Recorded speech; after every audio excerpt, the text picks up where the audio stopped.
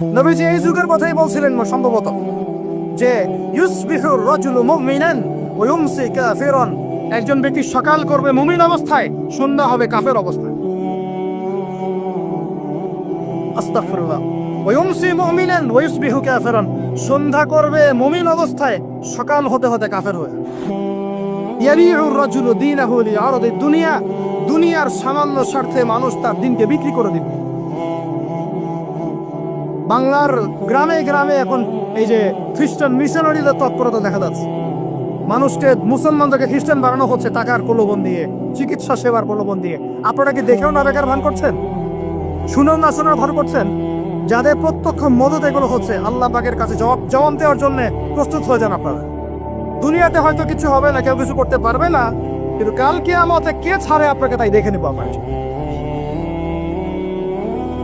বিশ্বাস করেন, ওমর রাদিয়াল্লাহু আনহু বলছেন, যে কোরআন হাতে নিয়ে বলছি আমি, ওমর ইবনে খাত্তাব রাদিয়াল্লাহু আনহু একদিন তার উটের ময়লা পরিষ্কার করছেন, যখন তিনি অর্ধেক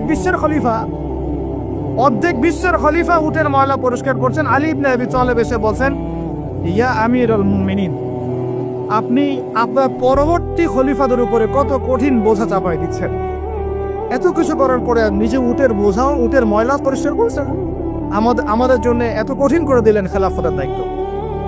তখন ওমর ইবনে খাত্তাব বলছেন, এই কথাটা শোন। তিনি বলছেন যে যে আমাকে উচ্চ প্রশংসায় ভাসিও না, ইয়া আবুল হাসান।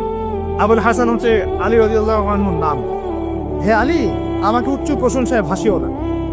আমি ভয় করি ইরাক তো তখন মুসলমানদের আওতায় আছে, ইরাকের ফোরাত নদীর কিনারায় যদি কোনো ছাগলের বাচ্চাও না খেয়ে মারা যায়, আমি ওমর ভয় করি কাল কিয়ামতের মাঠে আল্লাহ আমাকে এর জন্য জবাবদিহি করাবেন। কি বুঝলেন? ওই যুগ আর এই যুগ লা ইয়াস্তামিআন, এটা কখনো একসাথে মিলবে না। এগুলো জাদুঘরে চলে গেছে এখন।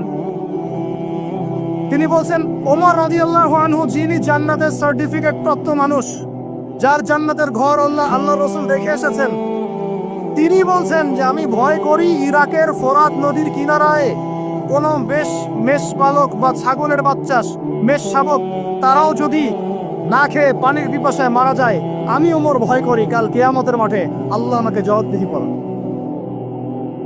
আর কিছু বলতে হবে আপনাদেরকে? ব্যাস, যার মধ্যে নফসের মধ্যে নূর আছে, তার জন্য উপদেশ যথেষ্ট। ফাযাক্কির ইন্নামা আনতা মুযাক্কির, তুমি উপদেশ দাও,